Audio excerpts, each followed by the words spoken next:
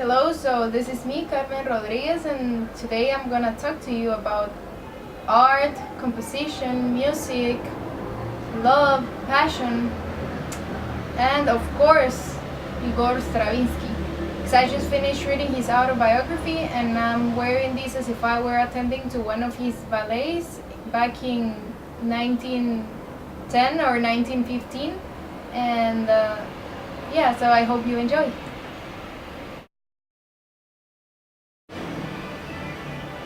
Well, I was listening to some Petrushka right now by Igor Stravinsky, which I just finished reading his autobiography. Well, my first thoughts about Stravinsky were that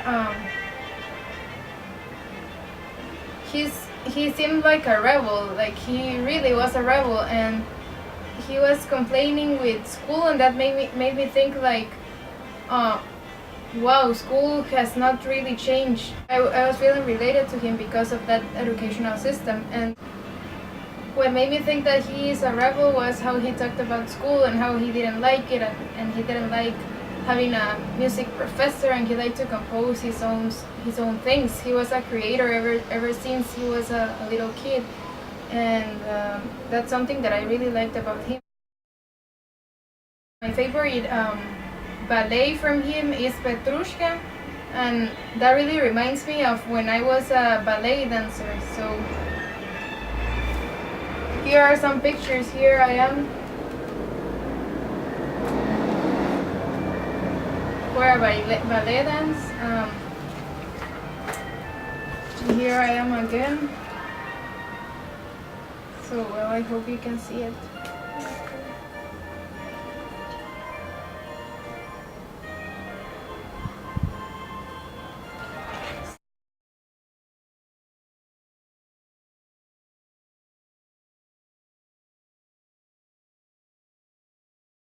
So I'm gonna mention some things that really caught my attention from his autobiography, as I was saying.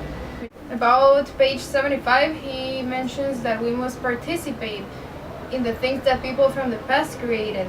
That makes us, we should consciously participate, he says, in the life around us.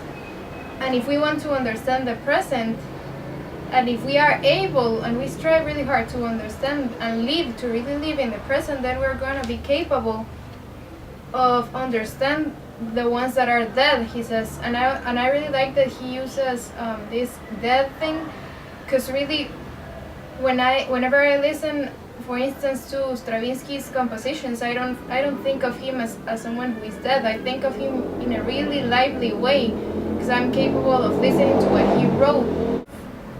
It's the same feeling. I think art gives people the same feeling throughout time. So I have, well, maybe not the same feeling, but it's a beautiful feeling. It's something, I don't know why, but it's something, a phenomena that we humans really appreciate and really enjoy.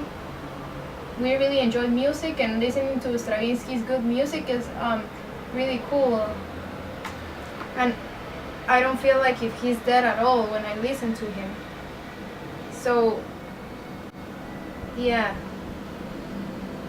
I feel alive, as he says, and I'm capable of understanding the ones that are dead. I also like another part where Stravinsky mentions that to create there must be love. There must exist the dynamic force that is most present in every single creation.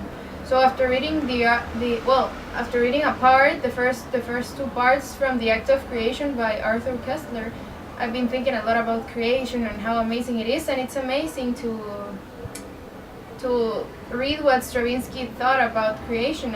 And there's a paragraph where he mentions that to create there must be love, and that's the dynamic force that is extremely strong, that needs to be there in order for people to create. I made another connection with Stravinsky, another author that I read in these past months, and this author is E.H. Gombrich from The Story of Art. And Stravinsky claims that music is art and we should only appreciate by what it is. suspending what we know about the author and the ideas that inspire him to compose. We should just enjoy the music. And now that I read this, it really reminds me also of Plato and of Socrates approaching people as a stranger, as he tells us in the Apology, that we should approach people as strangers, as if they were strangers, and that's how we should approach music. We should just listen to it without really paying much attention to, for instance, what the author was thinking when he wrote it. And he mentions this when he's talking about Beethoven, because he critiques that many people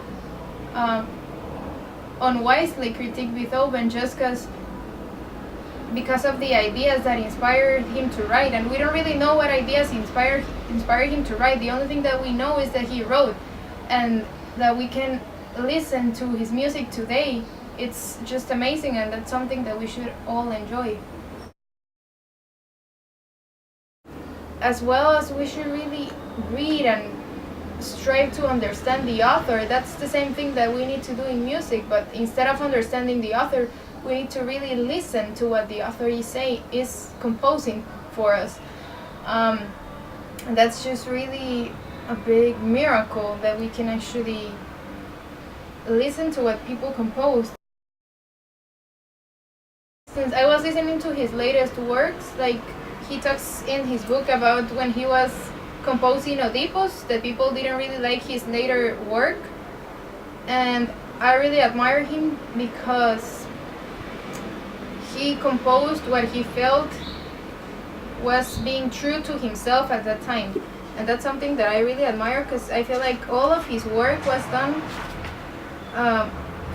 it really came from his heart and from what his heart was telling him at that time. He says, I can know only what the truth is for me today. That means he cannot know what the truth is for him yesterday or what the truth is going to be in the future for him, but he knows what the truth is for him in the present, and that's how he composed all the time. Another thing that I really admired from Stravinsky's compositions is that, well, after reading this book, I was much more appreciative of his music and his compositions, because I really got this feeling that he really was paying attention to how he composed. Like, he paid extreme attention to the melody, and it was really hard for him to achieve this perfection and this truthness to himself, to his fullness. And it's amazing how much dedication and passion. That's truly great example of passion, the one that Stravinsky uses when he composes.